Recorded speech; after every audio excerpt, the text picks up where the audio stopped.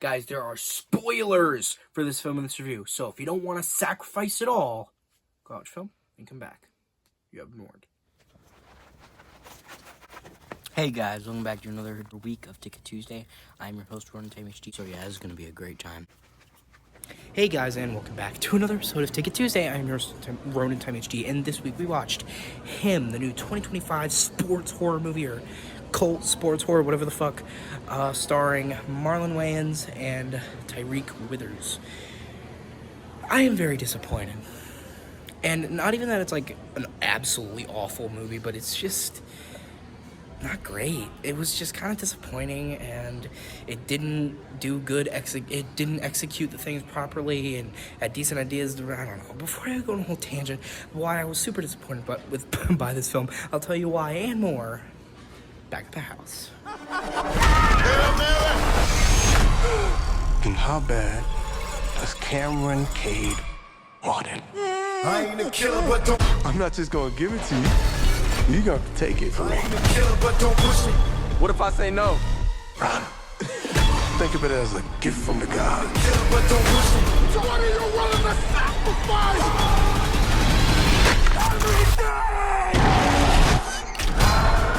Hey guys, and welcome back to another episode of Ticket Tuesday. I'm your host, Ronan HD, and this week we watched Him, the new sports horror / cult film, directed by Justin Tipping, produced by Jordan Peele's production company, Mikey Paul Productions, starring Marlon Wayans and Tyriq Withers. This film is, well, I'm just gonna, jump right into it. This movie is very disappointing, and I think it's just, I don't know, man. I was just left really, it fumbled the ball. I'm very funny. Anyway, it just, I think I really liked the concept, of a sports horror movie. I think that's great. I mean, I've seen a lot of, I'm not a huge sports guy, but I think, the horror stories I've heard of, behind the scenes in the sports world are enough to make a fucking horror movie, right? There's a lot of fucking weird shit that happens behind the scenes in sports, any industry. But I think, I'm fine with the cult aspect, but I think the main problem with this movie is that it just doesn't execute it right. I think, I get they were trying to go for, the artsy horror thing, but I don't think, I'm sorry to be blunt here, but I just don't think they had the talent to pull it off correctly. And that sounds harsh, but it's just the way it is. I wanted to like this movie. I didn't go in wanting to hate it. The whole movie, I'm like, man, I really want to like this movie, but it is just really average. It is just really mediocre right now. Maybe it'll get better. It didn't. And the whole movie, I was just sitting there, that could have been cool, but it just wasn't, It just makes me sad, because I was really hyped for this movie. I'm like, oh man, a sports horror movie, that's such a cool idea. Yeah, it pains me to say it, but I think this is probably one of the most disappointing movies of the year. I think it really let me down. I mean, although I really liked Marlon Wayans, I think obviously he's a great actor, so he had a great performance, but I don't think his performance could save the movie. It was just really half-baked. They didn't really fully commit to the cult thing either. The ending twist felt really rushed and abrupt, and overall, it just felt kind of meandering and pointless, because the whole movie, Tyriq Withers is he's trying to be the next GOAT, right? He's trying to be the next, greatest player ever, because in the movie universe, Marlon Wayans is, the greatest football player of all time. He's, multi-time champion, he's fucking multi-time MVP, just really, really good quarterback, and for, huge dynasty for this big team, and he wants to be the successor, so the whole movie, he's trying to be the next Marlon Wayans, right, in, football player in the movie. and he's like going through all this weird shit and all like the weird cult things, and like Marlon Wayans like go like progressively gets like is acting stranger and stranger. He lives in this weird ass house that looks like a fucking museum, and it's a decent setup. But then after all that, he went through everything because he literally just wanted to be the greatest player of all time, and then he just kind of walks away from it. I don't know, it just felt like a waste of time, because if he was going through all that to become the greatest of all time, he literally killed Marlon Wayans to get the contract to be the best player in the world, and then he just walks away from it. And maybe with good writing that could feel earned, but it didn't. It felt weird, abrupt, and it didn't make sense with the motivations of the character. It could have made sense, but it wasn't done properly, like most things in the movie, so it just felt really weird. And mind you, the last 20 minutes is batshit insane, and not in a good way. It is a very bad weird. This movie is not a good weird. I love weird movies, right? That's some of my favorite movies to review on this channel. This movie is not a good weird. Like, there's just stuff that will happen that's like, why did that happen? It's fucking weird. Why did that happen? That's not a good weird. That's a bad weird. So, like, the last 20 minutes of the movie makes no sense whatsoever. So, it's Tyriq Withers goes to this party with Marlon Wayans' wife, I think she's his wife, and, like, I guess maybe he, like, I don't know, there's, like, the weird imagery, and you could, like, weird filter on the camera, and the doctor that's, like, subtly been trying to help him the whole movie is just dead now, and they're, like, I don't even know what was going on, just, like, it was so strange. And then he woke up, and he had, like, you know, Marlon Wayans' blood going into him, like, infusing with whatever. And then he then confronts Marlon Wayans, and they just basically immediately get into a fight. He gets into this really, like, rushed twist where, like, it's revealed that for generations they've been, like, transferring the blood of every greatest player of all time to the next one. So they're, like, basically industry plants. Like, they're hand-picked, like, when they're a child by the team so they can be groomed into a great player, right? And Tyriq Withers was that guy, but Marlon Wayans didn't want to give up the game. He was so loyal to it, he was going to kill Tyriq Withers just to keep playing. So it was like a gladiator, like, Coliseum thing. They mentioned that, how two guys going to the Coliseum, only one gets out. You know, who's going to walk out of the tunnel, right?